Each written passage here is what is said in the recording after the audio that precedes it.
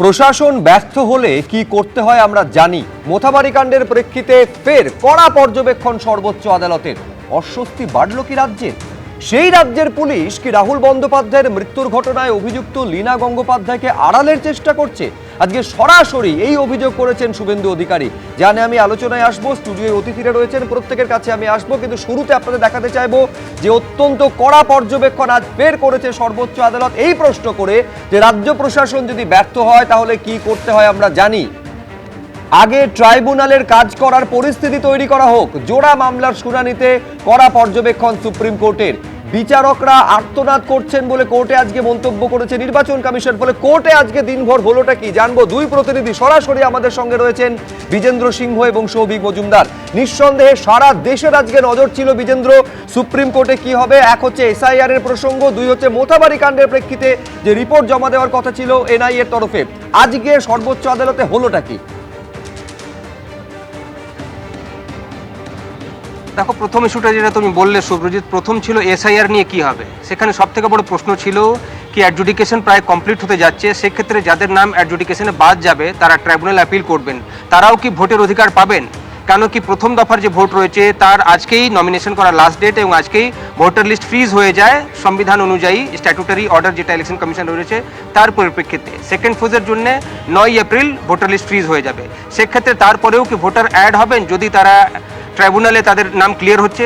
আজকে স্পষ্ট ইঙ্গিত বা স্পষ্ট অবজারভেশন সুপ্রিম কোর্টে রয়েছে সেটা হবে না। কেন কি জয়মাল্য বাগচি বললেন, সুপ্রিম কোর্টের আজকে বিচারপতি, কি 30 দিন থেকে 2 মাস লাগতে পারে, অর্থাৎ 1 থেকে 2 মাস লাগতে পারে ট্রাইব্যুনালে হিয়ারিং হতে গেলে। সেক্ষেত্রে তারা এটাকে দীর্ঘ আর রাখতে চাইছেন না। এইটাই তারা, যেহেতু একটা বড় সংখ্যক মানুষ লজিক্যাল ডিসক্রিপেন্সির মধ্যে ছিলেন, তাই তারা অফিসার অ্যাপয়েন্ট করেছিলেন এবং 700 জুডিশিয়াল অফিসাররা দিনরাত কাজ করে এই প্রক্রিয়াটা ক্লিয়ার করেছেন। সেক্ষেত্রে এইটাকেই তারা চূড়ান্ত মনে করছেন। এবং দ্বিতীয় ছিল, ট্রাইব্যুনালে কি ফ্রেশ ডকুমেন্ট অ্যাকসেপ্ট করবে সুপ্রিম কোর্ট? সুপ্রিম কোর্ট এটাও বলেছে কি এসব যদি তারা স্টার্ট করে তার একটা কেওস সৃষ্টি হবে। যে ডকুমেন্টসগুলো ছিল সেই ডকুমেন্টসগুলোই দিতে হবে ট্রাইব্যুনালের ক্ষেত্রেও যদি যখন হিয়ারিং হবে। কিন্তু আজকে স্পষ্ট হয়ে গেছে কি আজকে 6 তারিখ প্রথম দফা ভোট যেটা রয়েছে তার ভোটার লিস্ট আজকে ফ্রিজ হয়ে যাওয়ার কথা। সুপ্রিম কোর্টের কাছে আজকে ইলেকশন কমিশন জানিয়েছে কি প্রথম দফার ভোটের যে কয়েকটা ফাইনালি ওয়েবসাইটে তোলার কথা রয়েছে সেটা আজকেই তারা চূড়ান্ত করে ফেলবেন। অর্থাৎ অ্যাডজুডিকেশনের পর 60 লাখই নাম ক্লিয়ার হয়ে গেছে এবং আজকে রাত অবধি তারা ওয়েবসাইটে সেটা তুলে দেবেন। 9 তারিখ রয়েছে দ্বিতীয় দফার ভোট এবং ভোটের নমিনেশন। সেক্ষেত্রে একটা নতুন প্রশ্ন উঠেছিল সুপ্রিম কোর্টের কাছে যে শান্তিনিকেতনে থাকেন নন্দলাল বোসের পরিবার, তাদেরও নাম বাদ দিয়ে দেওয়া হয়েছে অ্যাডজুডিকেশনে। সেক্ষেত্রে তাদের কি হবে? তাদেরকে হস্তক্ষেপ করা হোক। আজকে ইলেকশন কমিশন অ্যাসিওর করেছে কি তাদের যেহেতু ভোট দ্বিতীয় দফায় রয়েছে, অর্থাৎ 29 তারিখ রয়েছে, 9 তারিখ অবধি নমিনেশন সেখানে রয়েছে, দ্রুত তারা অ্যাপ্লাই করুন। আগামী 2 দিনের মধ্যেই তাদের নাম ট্রাইব্যুনাল থেকে ক্লিয়ার করিয়ে দেওয়া হবে। আমি এরই পাশাপাশি আরেকটা অত্যন্ত যে গুরুত্বপূর্ণ বিষয় যেটা নিয়ে আমি সৌভিকের কাছে যাব, সেটা হচ্ছে মোথাবাড়ির ঘটনা। যেভাবে বিচারকদের উপর হামলার ঘটনা ঘটেছে, দর্শকদের নিশ্চয়ই স্মরণে থাকবে সৌভিক, এই ঘটনা, সেই ঘটনাকে সুপ্রিম কোর্টের কর্তৃত্বকে চ্যালেঞ্জ করা হয়েছিল বলে গতকাল আগের দিন মন্তব্য করেছিল সর্বোচ্চ আদালত। আজকে এই মোথাবাড়ি ইস্যুতে যখন সর্বোচ্চ আদালত এই কথা বলছে যে রাজ্য প্রশাসন ব্যর্থ হলে কি করতে হয় আমরা জানি, এই নিয়ে কি হলো?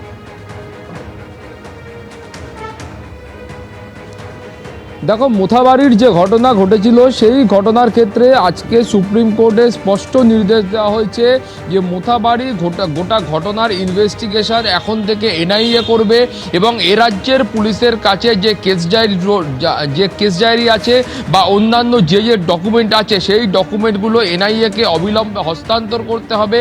এবং এই ঘটনার ক্ষেত্রে এখনো পর্যন্ত পুলিশের তরফ থেকে যে 24 জনকে গ্রেফতার করা হয়েছে সেই 24 জনকে অবিলম্বে জুডিশিয়াল কাস্টাডিতে পাঠাতে হবে, পুলিশ কাস্টাডিতে নয়, তাদেরকে অবিলম্বে পুলিশ কাস্টাডি থেকে জুডিশিয়াল কাস্টাডিতে পাঠাতে হবে এবং এই অভিযুক্তদেরও কিন্তু এনআইএ এর কাছে হস্তান্তর করতে হবে। এর পাশাপাশি বলা হয়েছে এনআইএ এর পরবর্তী ক্ষেত্রে ইনভেস্টিগেশনের যে রিপোর্ট রয়েছে সেইটা কিন্তু এখন থেকে কলকাতায় যে বিশেষ এনআইএ এর কোর্ট রয়েছে সেখানে তারা জমা করবেন। ফলে বুঝতে পারছো যে এই গোটা ঘটনার ক্ষেত্রে সুপ্রিম কোর্ট কিন্তু অত্যন্ত উদ্বিগ্ন এবং সুপ্রিম কোর্টের বক্তব্য হচ্ছে যে ইতিমধ্যেই এনআইএ যে 432 জনকে সন্দেহভাজন বলে মনে করছে তাদের প্রত্যেকের ভূমিকা খতিয়ে দেখতে হবে, অভিযুক্তদের গ্রেপ্তার করতে হবে। সুপ্রিম কোর্টের মন্তব্য এই ধরনের একটা ঘটনা কোনো আবেগতাড়িত হয়ে ঘটনা নয়, এটা কিন্তু পূর্ব পরিকল্পিত, উদ্দেশ্য প্রণোদিত এবং এর চক্রান্তের যে শিকড় রয়েছে সেটা কিন্তু অনেক গভীরে রয়েছে। ফলে এনআইএ-কে অবিলম্বে ইনভেস্টিগেশন শুরু করতে হবে এবং অভিযুক্তদেরও গ্রেপ্তার করতে হবে। সৌভিক এবং বিজেন্দ্র, তোমাদের দুজনকে ধন্যবাদ। আমি এইখানে শুরুতে উপাসনা চৌধুরীর কাছে আসবো, তার কারণ এর আগে 2 তারিখে যখন শুনানি হয়েছিল সর্বোচ্চ আদালত রীতিমতন ক্ষুব্ধ ছিল যেভাবে বিচারকদের উপর হামলার ঘটনা ঘটেছিল এবং এই মন্তব্য করেছিল যে রাজ্যের আইন শৃঙ্খলা ভেঙে পড়েছে। আজকে উপাসনা এই মন্তব্য সর্বোচ্চ আদালত করছে যে রাজ্য প্রশাসন ব্যর্থ হলে কি করতে হবে আমরা জানি। তো রাজ্য সরকারের কাছে চরমতম অস্বস্তির জায়গা নয় কি? দেখুন, যখন এই বিষয় নিয়ে আমাকে আগেও বক্তব্য রাখতে হয়েছে, একটা কথাই আমি বারবার বলেছি যে ইলেকশন কমিশন গোটা ক্ষেত্রে যে কতটা অদক্ষ সেটা কিন্তু বারবার প্রকাশ হচ্ছে। অর্থাৎ যেই জায়গায় এই ঘটনাটা ঘটেছে সেই মালদা অঞ্চলে ইলেকশন কমিশন যাকে দায়িত্বপূর্ণ মনে করেছে বা যাকে মনে করা হয়েছে যে সে সুদক্ষভাবে সেই জায়গাটা বজায় রাখতে পারবে, অর্থাৎ জয়ন্তকান্তের কথা আমি বলছি, উনি নিজের কাজটা কি আদৌ ঠিকমতোভাবে করতে পেরেছে, এটা একটা বড় প্রশ্ন। তার পাশাপাশি যাদেরকে ধরা হয়েছে তাদের মধ্যে সকলে কোন পার্টির সাথে যুক্ত, এআইএমআইএম নাকি আইএসএফ, সেই গোটা বিষয়টাই আমাদের সকলের চোখের সামনে উঠে এসছে। একটার পর একটা দৃশ্য যখন আমরা সেই ঘটনাকে কেন্দ্র করে দেখছি, যখন এই প্রশ্নটা আমরা করছি যে সেই সময়টা তো একদম 2 ঘন্টা 1 ঘন্টা বা 8 ঘন্টার সময় নয়, সেই সময়টা সকাল থেকে শুরু হয়েছিল। এখন আপনি কমিশনের উপর সম্পূর্ণ দায় ঠেলছেন, তার উত্তর এখানে নিঃসন্দেহে বিমল শঙ্কর নন্দ দেবেন। কিন্তু আমি বলছি এই বেলডাঙ্গার ঘটনা 30 ঘন্টা পর্যন্ত হাত গুটিয়ে বসেছিল পুলিশ এবং এসপির কি বক্তব্য ছিল, আমরা ধৈর্যের পরীক্ষা দিচ্ছি। সেদিন ধৈর্যের পরীক্ষা দেওয়া হয়েছিল যখন রাজ্য প্রশাসন সম্পূর্ণভাবে, রাজ্য সরকার আজকে কিন্তু সম্পূর্ণ দায়টা একেবারে তৃণমূল কংগ্রেসের তরফে নির্বাচন কমিশনের দিকে দেওয়া হচ্ছে। বিমলদা, নির্বাচন কমিশন যেহেতু আইন শৃঙ্খলার দায়িত্বে, ফলে এই ঘটনার দায় কমিশন কিভাবে এড়িয়ে যেতে পারে, এই প্রশ্ন তৃণমূলের তরফে করা হচ্ছে। না, ওটা গিয়ে নির্বাচন কমিশনের কেউ যদি মুখপাত্র থাকে তাকে জিজ্ঞেস করুন, আমি তো উত্তর দিতে পারি না, কারণ আমি নির্বাচন কমিশনের প্রতিনিধি নই।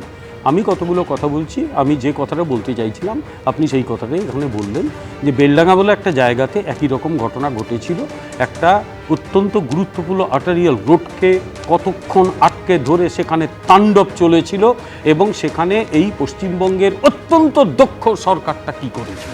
1, 2, নির্বাচন কমিশন অবশ্যই সুপারভাইজারি পাওয়ার রয়েছে, কিন্তু জেনারেল অ্যাডমিনিস্ট্রেশনটা সরকারের হাতেই থাকে।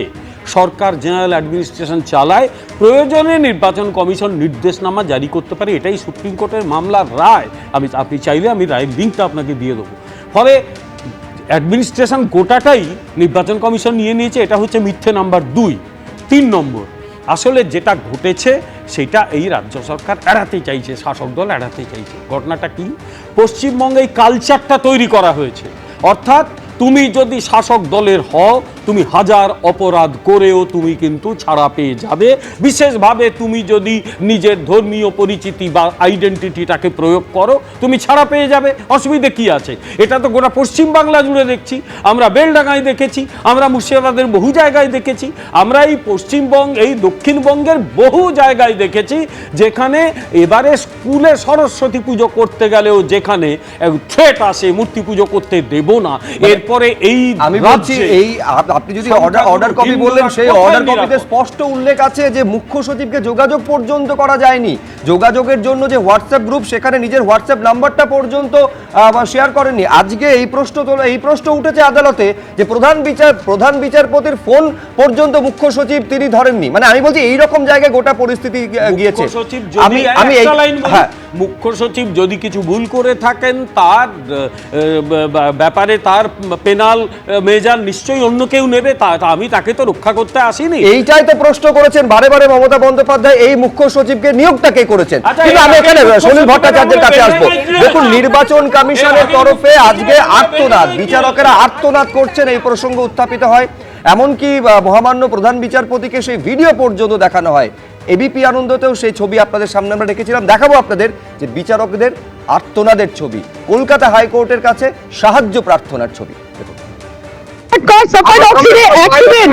Please communicate it to register, sir. Our pilot is no more there. Our pilot car has suffered accident due to these hurdles. Our pilot is no more there. He has suffered accident due to the hurdles of bamboos and the hurdles and the bricks. We are traveling alone. High Court, take care of my children. Take care of my children if something happens to me. We are attacked. We are attacked by bricks. My car was attacked. All our cars were attacked with bricks and bamboos. They should not have allowed us to live. They should not have allowed us to live. দাঁড়িয়ে যদি যাই তাহলে আমরা সবাই মরে যাই। যেখানে bomb মেরেছিল এই তো এখনো পর্যন্ত যা তদন্ত এবং এনআইএ এরপর তদন্ত করবে, পুলিশ কাস্টাডিতে যাদের তাদের জুডিশিয়াল কাস্টাডিতে নেওয়া হবে, মূল এই ঘটনার পেছনে যারা পারপিট্রেটার, মূল মাথা, সেই পর্যন্ত এনআইএ যাবে এরপরে মনে হচ্ছে সলিলদা। দেখো, প্রথমে দেখো আজকে সুপ্রিম কোর্টের রায়ের মধ্যে দু একটা জিনিস কিন্তু খুব ইম্পর্টেন্ট। দেখো, সুপ্রিম কোর্ট কিন্তু পরিষ্কার বলে দিয়েছে এটা একটা deep rooted conspiracy, well planned, deliberate, calculated একটা ক্রাইম হয়েছে, পরিষ্কার বলে দিচ্ছে। আর একটা কথা কি বলেছে, ইমিডিয়েটলি এনআইএ কে যেন কেস ডায়েরি হস্তান্তর করে। তোমার মনে আছে বেলডাঙ্গার কেসে কেস ডায়েরি পাওয়ার জন্য এনআইএ কে হাইকোর্টের শরণাপন্ন হতে হয়েছিল, দিনের পর দিন ইচ্ছে করে হেল্ড আপ করে রেখেছিল। আজকের যে ঘটনাটা, মোথাবাড়ির যে ঘটনাটা ঘটেছে এবং যে 25 না 35 পাতার যে রিপোর্টটা দিয়েছে, তাতে পরিষ্কার বোঝা যাচ্ছে যে যেটা ঘটনা যেটা হয়েছিল, it was an organised and calculated crime. এবং সাথে সাথে এটাও তোমায় আমি বলে রাখছি, এখনো কিন্তু থামেনি। দেখো, আমাদের রাজ্য প্রশাসনের শীর্ষ নেতৃত্ব বলছেন আমার থেকে সব কেড়ে নিয়েছে, শেষ সময় ভিকটিম কার্ড খেলে যাচ্ছেন, আমার সে সব কিছু সেরে নিয়েছে। তারপরে যখন ওই মোফারকুলকে যাকে ধরলো, তখন উনি ক্রেডিট নিলেন, অভিনন্দন জানান আমার সিআইডি ধরেছে। কি চলছে? একটা ল্যাকাডাইসিক্যাল একটা অ্যাডমিনিস্ট্রেশন। আমি এখানে সুব্রত দত্তের কাছে আসবো। এই অবজারভেশনগুলো প্রত্যেকটা অত্যন্ত গুরুত্বপূর্ণ। সুপ্রিম কোর্টের অবজারভেশনে বলছে সুব্রতদা যে এটা কোনো আবেগতাড়িত পদক্ষেপ নয়, অর্থাৎ এই যে হামলার ঘটনাটা সেটা পরিকল্পিত ষড়যন্ত্র। এই ষড়যন্ত্রের শেকড় অনেক গভীরে, অপরাধীদের দ্রুত শনাক্ত করে গ্রেফতার করতে হবে। একাধিক দুর্নীতির ঘটনা, অপরাধের ঘটনা এর আগে যার তদন্ত কেন্দ্রীয় এজেন্সি করেছে, শেকড় পর্যন্ত তারা পৌঁছতে পারেনি, মাথা পর্যন্ত তারা পৌঁছতে পারেনি। এবং এই ক্ষেত্রে শেকড় পর্যন্ত পৌঁছতে শেষ পর্যন্ত পারবে জাতীয় তদন্তকারী সংস্থা। সর্বোচ্চ আদালত যা বলছেন তাতে কেউ কেউ আশ্বস্ত হতে পারেন, তার মধ্যে অনেক কিছু কথা নেই। দেখুন, সারা দেশের 5টা জায়গায় নির্বাচন হচ্ছে, এর আগেও ভোট হয়েছে। ভোট হলে ইলেকশন কমিশন সেখানে কিছু ভূমিকা পালন করে, এরকম নতুন ব্যাপার না। তার মানে সেই রাজ্যের সরকারের হাত থেকে প্রশাসন চলে যায় না, রাজ্যের সরকারের হাতেই প্রশাসন থাকে। রাজ্যের মুখ্যমন্ত্রী বলেছেন আমার সিআইডি ধরেছে। আচ্ছা, সিআইডি যদি ধরে থাকে ভালো কাজ করেছে, কিন্তু তাহলে সিআইডি সেই কাজ করতে পারলো না কেন? যে এটা যখন পরিকল্পনা হচ্ছিল যে এইরকম একটা ভয়ঙ্কর ঘটনা ঘটানো হবে, ইন্টারসেপ্ট করতে পারলো না কেন, নাকি করলো না? এইটা 1 নম্বর গুরুত্বপূর্ণ প্রশ্ন। 2 নম্বর গুরুত্বপূর্ণ প্রশ্ন হচ্ছে, দেখুন, এটা আমাদের রাজ্যের জন্য খুবই খারাপ বিজ্ঞাপন হচ্ছে। রাজ্য পুলিশ তার ভূমিকা এত কদর্য যে কোর্ট খালি হচ্ছে গিয়ে সেন্ট্রাল এজেন্সিসকে হচ্ছে গিয়ে আমাদের রাজ্যের নানান ইনভেস্টিগেশনের দায় দিয়ে দিচ্ছেন। সেটা সিবিআই হতে পারে, সেটা ইডি হতে পারে, সেটা এনআইএ হতে পারে, এবং আলটিমেটলি এই সেন্ট্রাল এজেন্সি তারা হচ্ছে গিয়ে কোনো একটা নির্দিষ্ট জায়গায় এসে উপস্থিতি হতে পারছে না। তাহলে দুরকম প্রশ্ন হচ্ছে, এক হচ্ছে রাজ্যের প্রশাসন, পুলিশ, সিআইডি, রাজ্যের সরকার, তারা অপদার্থ প্রমাণ হচ্ছেন কোর্টের কাছে। আবার উল্টো দিকে কোর্ট যাদেরকে ভরসা করছেন যে এইটা দিয়ে মনে হচ্ছে সবটা সমাধান করা সম্ভব, রুটে যাওয়া সম্ভব, সেটা রুটেও হচ্ছে গিয়ে বছরের পর বছর, দশকের ওপর সেই রুটে পৌঁছানো যাচ্ছে না। ফলে এবং দর্শকদের 2 তারিখে সর্বোচ্চ আদালতের পর্যবেক্ষণের সময় অ্যাডভোকেট জেনারেলকে উদ্দেশ্য করে সুপ্রিম কোর্ট বলেছিল যে এই রাজ্য এতটা পোলারাইজড যে সুপ্রিম কোর্টের নির্দেশ মানার ক্ষেত্রেও সে একেবারে সেই রাজনীতি এখানে হয়ে থাকে। আজকে শীর্ষেদুদা সুপ্রিম কোর্ট বলছে আমরা কি ধরে নেব যে সচিব পর্যায়েও রাজ্য রাজনীতি প্রবেশ করেছে? নির্বাচন কমিশনের সঙ্গে কোনো যোগাযোগই করেন না, যাদের এত দায়িত্ব যোগাযোগের এই বিচ্ছিন্নতায় বিশৃঙ্খলা সৃষ্টি করছে। এটা কেমন ধরনের বিশ্বাসযোগ্যতা, এই প্রশ্ন করছে সুপ্রিম কোর্ট। গণতন্ত্রের মূল মন্ত্র হচ্ছে সৎ দক্ষ প্রশাসন আর সুশাসন, যেটা দেখতে পাওয়া যাচ্ছিল না বাংলায়, সেটাই আজকে সুপ্রিম কোর্টের প্রধান বিচারপতি দ্বয় এটা বলেছেন। আগের দিন বিচারপতি জয়মাল্য বাগচি বলেছিলেন যে রাজ্যে প্রতিটা জায়গায় রাজনীতিকরণ হচ্ছে, এটা দেখতে হবে, দলমত নির্বিশেষে এর প্রতিবাদ করতে হবে, প্রত্যেকটা জায়গায় ছত্রে ছত্রে বিচারপতিরা বলেছিলেন। আজকে জুডিশিয়ালদের এরকম অবস্থা, কোন বাংলায় আমরা বাস করছি, কোন জায়গায় আমরা গেছি? আজকে ঘন্টার পর ঘন্টা বাইরে জমায়েত হচ্ছে, দেখা যাচ্ছে সিসিটিভিতে, সেটা করতে দেওয়া হচ্ছে। আজকে এনএইচ পর্যন্ত অবরোধ ঘন্টার পর ঘন্টা, সেটাও করতে দেওয়া হচ্ছে। আজকে এসপি কি করছিলেন সেখানে, আজকে ডিএম কি করছিলেন? শুধু সাসপেনশন নয়, তাদেরকে অ্যারেস্ট করা হচ্ছে না কেন সেইটা দেখতে হবে। আজকে ডিজি রাত 12টার সময় কোর্টের প্রধান বিচারপতির বাড়িতে যাচ্ছেন, তিনি আগে সামলাচ্ছিলেন না কেন, সেই জায়গায় সামলে আসছিলেন না কেন প্রধান বিচারপতির বাড়িতে? এইগুলো দেখতে হবে। আজকে সাধারণ মানুষ অস্ত্রশস্ত্র বাঁশপত্র নিয়ে ইট মারছেন, সেই বিচারপতিরা কাঁদছেন। আজকে আগের দিন করেননি, এদের ওপর ভরসা রেখেছিলেন।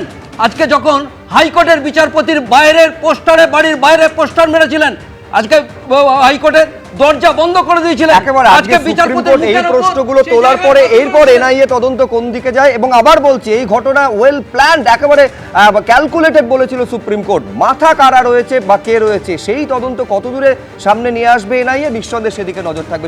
এবিপি আনন্দ, এগিয়ে থাকে, এগিয়ে রাখে।